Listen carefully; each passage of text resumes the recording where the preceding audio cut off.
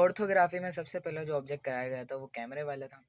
अच्छा इसको हमें ड्रॉ करना है फर्स्ट एंगल पे, तो आप ऑर्थोग्राफी में सबसे पहले तो आप इसके अपने एक बॉक्सेस बना लेते हैं जहाँ पे आपके व्यू ड्रॉ होंगे। सही, तो फर्स्ट एंगल में जैसे आपको वर्क बुक में देखेंगे तो आपको राइट व्यू दिया हुआ है।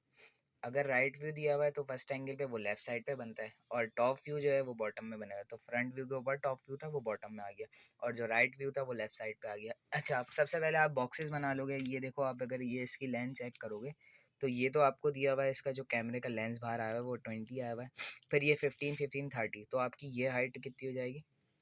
इसको हम बोलते हैं डेप्थ।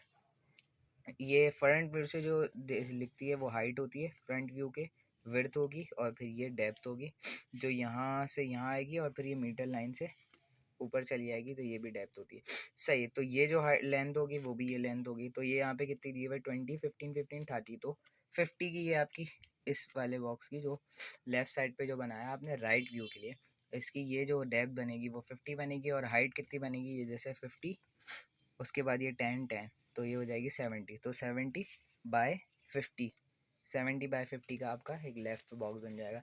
फिर उसके बाद फ्रंट व्यू में आप देखोगे तो ये 30, 35, 35, 70, और ये 30, 100, तो ये आपका 100 मिलीमीटर का, और ये हाइट जैसे आपने देखी थी ये थी 70, तो 100/70 का फ्रंट व्यू के लिए बॉक्स बन जाएगा। फिर इसी तरीके से टॉप व्यू के लिए ये और ये डेप्थ दोनों सेम होती है, तो ये आपको पता ही है 50 का, और इसकी जो विड्थ है वो है 100 की।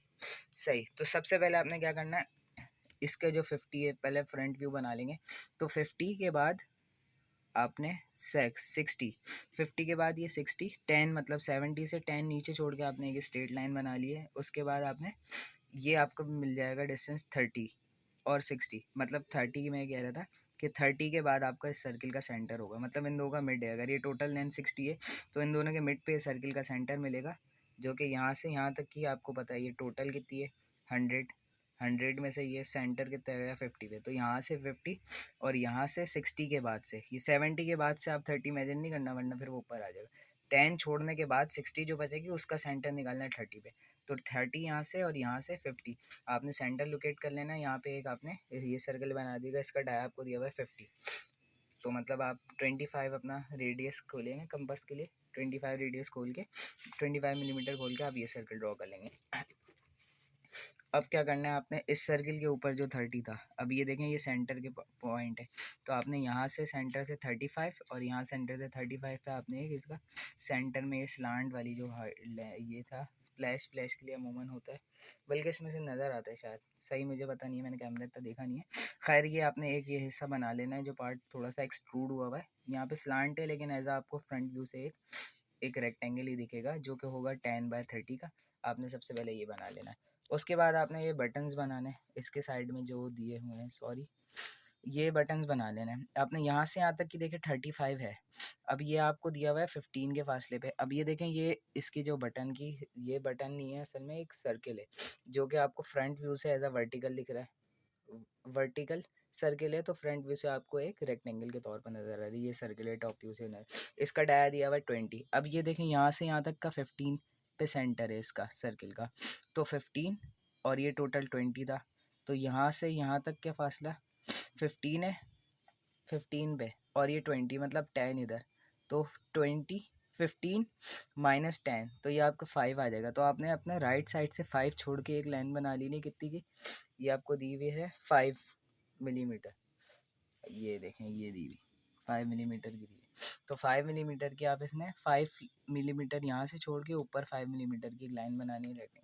फिर उसके बाद डाया 20 दिया हुआ है, तो 20 मिलीमीटर की लाइन बनाएंगे, फिर इसको ऐसे मिला देंगे, यहाँ से रेक्टेंगल बन जाएगा। कितना बनेगा?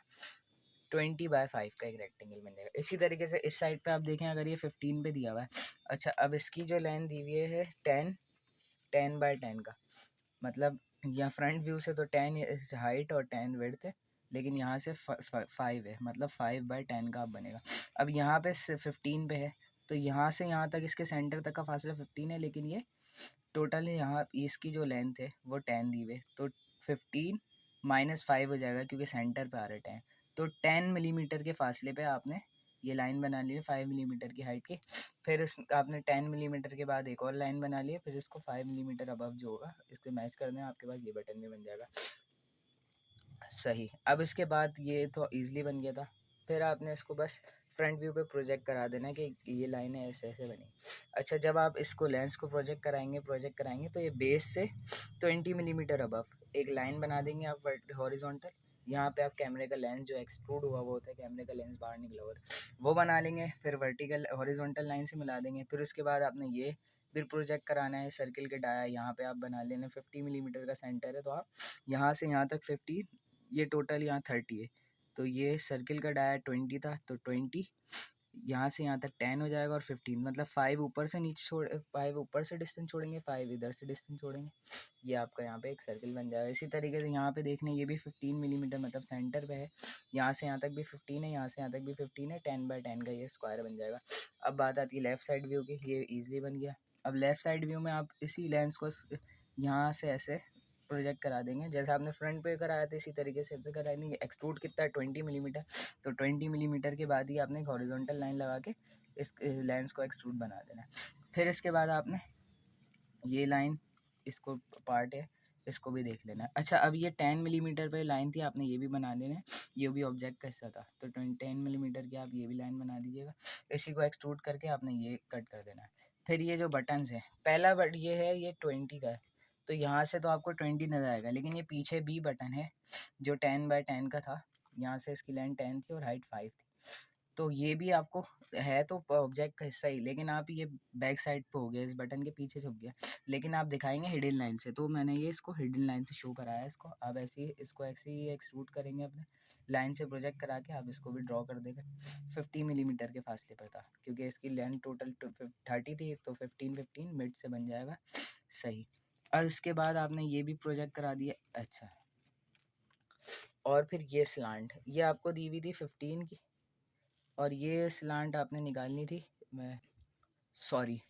अच्छा, अब यहाँ से इस पॉइंट के लिए आपको स्लांट निकालनी थी। अच्छा, स्लांट का आपको एंगल दिया हुआ, ये नहीं बता हुआ कि लाइन कितनी बड़ी है। तो आपने जैसे ये और एक्सट्रूड वाली आप लाइन बनाएंगे 20 मिलीमीटर के फासले पे, ये इस लाइन के ऑब्जेक्ट 10 मिलीमीटर नीचे, यहाँ इस पॉइंट से आप 45 डिग्री लाइन बना देंगे। जो जहाँ से बॉक्स, जो आपने फर्स्ट टाइम बॉक्स बनाया था सबसे पहले, जहाँ रुकेगी बस यहीं रोक दिएगा। फिर इसको आप स्ट्रेट लाइन से मिला देंगे। इसी तरीके से आपने इसको यहाँ पे भी एक लाइन डालनी थी जो स्लांट थी। ऊपर से तुम दिखेगी ना, स्लांट नहीं दिखेगी लेकिन स्क्वायर टाइप की दिखेगी, और ये एक लाइन बन जाएगी क्योंकि इसके बाद थोड़ा सा स्लोप आ रहा होगा 45 एंगल का। आप इसको ऐसे प्रोजेक्ट करा देंगे इस मीटर लाइन पे जो 45 डिग्री के एंगल पे बनती है। सही। आप इसको ऐसे ला के इधर मेजर करके ये लाइन भी बना देंगे तो ये आपकी स्लांट भी बन जाएगी। और आपने पीछे वाले बटन को 50 हिडन लाइन से बनाना है लाजमी। That's it.